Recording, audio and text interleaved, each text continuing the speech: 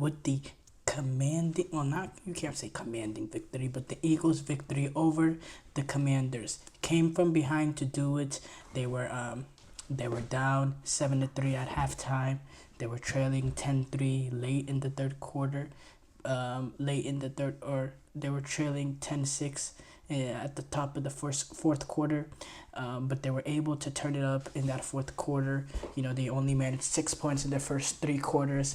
They managed to get 20 points in that fourth quarter, 3 touchdowns, including that a missed kick by Jason Elliott, to get the victory 26-18 over the Washington Commanders. And I do have to say the big turning point in this one was that infamous moment, that fourth down moment, where Eagles just took the lead with a touchdown from Saquon Barkley. They're finally able to get there, start to control the line of scrimmage like they have in games in the past. They get a little bit of control, get that touchdown. Washington get the ball back. They're driving down the field.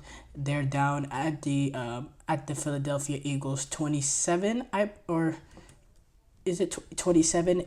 Yeah. They're at the Philadelphia Eagles 27. They're driving. It's 4th and 2. They're down to 8 minutes left. They have an opportunity that they can take the kick and take the lead and give the ball back to Philadelphia with their defense that's held them to 12 points so far throughout the duration of the game. But this, instead of just kicking it, Dan Quinn and decides to go for it in that moment in 4th and 2. They decide to go. It's a little bit of a messed up play. The guard is trying to pull. He runs into another guard who's pulling the other way. I didn't really understood the play design there. Both guards, or the right guard was pulling one way, while the left tackle was trying to take his space and was trying to get his man, and they ran into each other.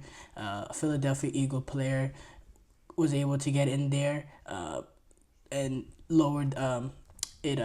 Ruined Jaden Daniels' momentum entering the corner, and then and they're able to get the big stop there. It wasn't even particularly close on the 4th down, and then you give the ball back to Philadelphia Eagles team, and they're able to get that big play. I believe it was to Dallas Goedert down the sideline, who actually ended up fumbling the football, but it ended up getting recovered by a Philadelphia Eagle. And then, a few plays later, Saquon Barkley, second touchdown of the game. And he, by the way, the Commanders did really well. I believe there was a point where he had like 16 carries for 54 yards or whatever, something of that sort. But in that fourth quarter, he was able to turn it up. He had 2 touchdowns. He had another. He had another 40 or so yards. No, not 40. He had 84 yards, I believe, on 12 carries. He played a really, really good, fourth quarter. They were able to control the line of scrimmage. They were able to dominate the line of scrimmage, get the power run game, get the outside zone working. They were able to get a touchdown also on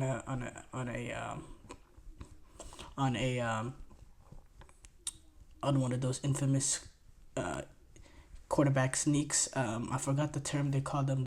What the Eagles called their quarterback sneak. There was a term for it. It's mistaken. The tush push, or the brotherly shove, whatever you want to call it. They were able to get that going, and they were really able to dominate that line of scrimmage in that fourth quarter in a way that they weren't able to do in the first 3 quarters. That offense struggled in the first 3 quarters. They really did. They only managed 6 points. They couldn't control the line of scrimmage, and it made things more difficult for Jalen Hurts, who didn't have the greatest of games. And I thought overall, the Commanders did a really, really good job defensively, going up against A.J. Brown and Devontae Smith, limiting both of those to a combined 74 or 84 yards. That's really, really good. Goddard, he broke that big one later on, but apart from that, he didn't have much as well. There was that also. By the way, I talked about Saquon, his big fourth quarter. He also had a pass play that opened things up for Philadelphia. This was back when they were down 10-6. It's third down. Another one of those big game changing plays. It's 3rd and 4, 3rd and 5. Jalen Hurst checks it to Saquon. Saquon is able to beat the man that was guarding him, the linebacker that was guarding him 1-on-1. He couldn't make the tackle. Then everybody and then on, it was just Saquon with a lot of space to run because everybody has their back turned. They're playing man to man, and when you're playing man to man, you don't realize the ball's been checked down, and then when you do realize Saquon is already 20-25 yards down the field, it ended up being a big play that got Philadelphia into the red zone, and then it led to a touchdown on that possession to open things to start, to regain the lead for Philadelphia. And once they regained the lead, then they never gave it up. So and I thought Washington, they also played some good football. Defensively, I thought they were really, really good in this game until the fourth quarter, in which they got dominated. But again, complimentary football was not there. That fourth down incident, the 4th and 1, the 4th and 2, and then on top of that, not being able to bail out the team, because the team, Washington, they played really, really well defensively for the first 3 quarters. In that fourth quarter, though, they just got completely manhandled in the line of scrimmage. That's what I say, complimentary football, not being able to bail out your offense that made a mistake. They make a mistake, yes, that offense does, but they still have Philadelphia pinned back at the 25. But Washington, they just couldn't stop them in that fourth quarter. They just could not stop them in the fourth quarter. I thought Philadelphia Eagles defensively also kept them in the game, and they deserve credit for that. Philadelphia defense has been a defense that's we were critical over earlier this year, and especially how last year ended. But they're turning it up. They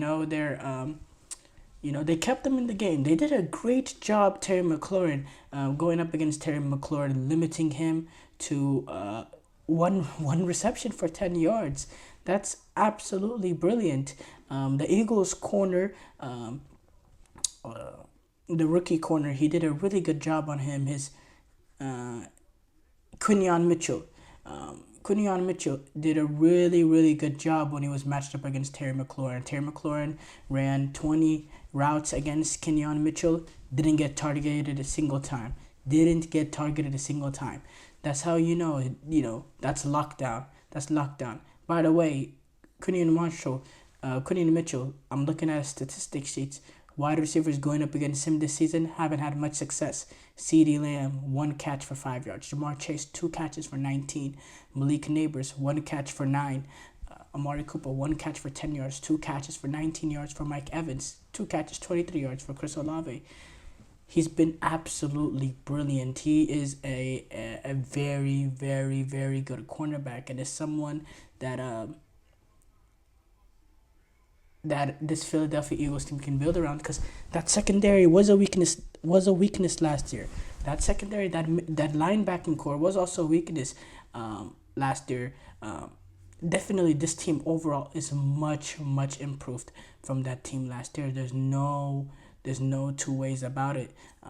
I've been very, very impressed with them, and they kept they kept that Philadelphia's team in this game despite that offense being lackluster.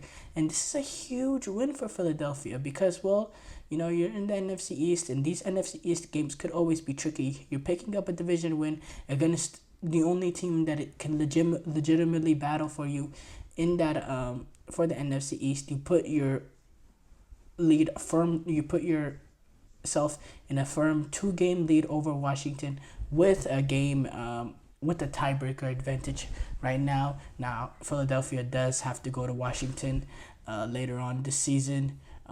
I believe that game will be in week 15. Yeah, week 15. Philadelphia, actually, they close off the last 3 games of the season. Division game against the Commanders, division game against the Cowboys, division game against the Giants. So that's going to be something to watch. But yeah, big win to go 2 games above Washington. And I think the experience was a difference in this one, most definitely. And I said this before the game yesterday that I'm leaning Philadelphia to take home this division, to take home this game specifically because of that experience factor. And Eagles, they did good getting the win because next 2 games they play the Rams, which can be a difficult team to play. They also play the Ravens, and they also have the Steelers a few weeks later. So getting this one is very, very important. They continue to ride their momentum into the right way, and yeah, I'm looking forward to seeing that Eagles Rams game, by the way, next week. Depending on if we can see the Rams bounce back this week, I think that's going to be a really, really good game, and I'm very looking forward to that one. As far as Washington, look, Washington this season, anything you get this season is a bonus. You have a rookie quarterback, and the fact that they are now they're 7-4, but the fact that they entered this game in 7-3 was, it's been a success, of course. So there's context to this, but this loss was avoidable. If you could get that offense going, look, Terry McLaurin has 1 reception, 10 yards. Okay, he's going up against a really good quarterback, but 1 reception for 10 yards. He didn't get enough targets. This is your number one guy. Sometimes you just get him the ball just to get hot. If you have to throw him a screen, if you have to do this, if you have to do that, just get the ball in his hands. This is your playmaker. There's a few moments where, there was a few times that, they could have attempted a shot downfield and they didn't. I didn't understand that why they played a very conservative game, Washington did, and then very, very quickly it got away from them in the fourth quarter because Philadelphia scored. They went down the field. They couldn't get that fourth down, and Philadelphia scores again. And now it's like game over. And it could have been the other way around if you had a little bit more of aggressive approach in that first half, in that third quarter, especially from an offensive position. Because that defensive performance through 3 quarters was good enough. Now look, I can't say Commanders played well defensively because, you could show up for the first 3 quarters, but if you get blasted the way that they did in that fourth quarter, it's always unacceptable. But I think overall, as a unit, as in the whole entire game, I thought the Commanders' offense was pretty lackluster, and I don't think Jaden Daniels was a problem. He did throw the interception. I thought he played an overall decent game. It's never difficult to go away to Philadelphia in that hostile environment in an NFC East battle. But yeah, overall, you lose to the Saints to the Steelers in a tight one. You lose in this one. You have the Cowboys and Tennessee in the New Orleans Saints coming up. So you have an opportunity there to rack up some wins if you're the Commanders team. And you're still not in a horrible position when when you talk about winning the NFC East, well, there's a 1.5 game gap. Technically not a 2 game gap because Commanders still haven't had their bye week, so they played a game extra. There's a 1.5 game gap, basically almost 2 game gap. That's going to be a little bit difficult to overcome. But if you're talking about, the battle for the wild card round, you're still in a very, very firm, good position to be in that range. So, look, it's not all end of the world scenario if you're a Commander.